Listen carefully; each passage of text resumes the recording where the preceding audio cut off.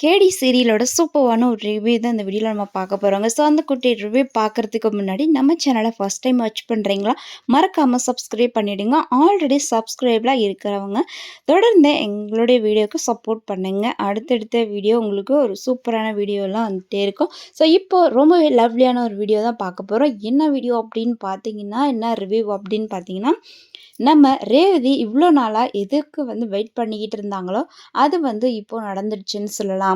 So நம்ம தீபா அவங்களுடைய இடத்த ஃபில் பண்ணணும் அப்படின்னு சொல்லி நம்ம ரேவதி பார்த்திங்கன்னா சொல்லியிருப்பாங்க. அந்த ஒரு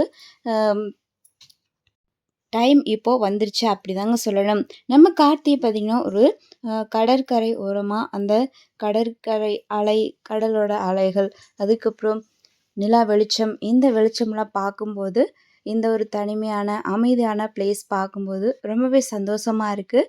ஸோ இந்த ஒரு இடத்துல வச்சு உங்ககிட்ட என்னோட காதலை சொல்ல போகிறேன் அப்படிங்கிற மாதிரி ரேவதி பார்த்தீங்கன்னா இப்போது நான் உங்ககிட்ட ஒன்று சொல்லணும் அப்படிங்கிறாங்க. அதுக்கப்புறம் நான் உங்களை காதலிக்கிறேன் அப்படின்னு சொல்லிட்டு கார்த்திக் ஐ லவ் யூ அப்படிங்கிற மாதிரி சொல்லிடுறாங்க. கார்த்திக்கு என்ன பண்ணுறதுன்னு தெரியல.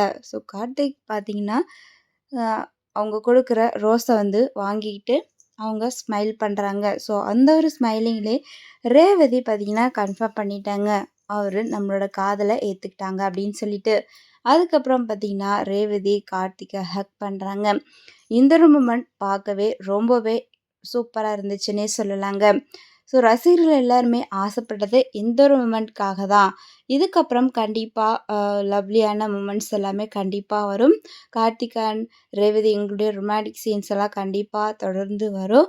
ஸோ ரேவதி கார்த்திக் கிட்ட லவ்வாக சொல்லிட்டாங்க. கார்த்திக்கும் அக்செப்ட் பண்ணிக்கிட்டாரு.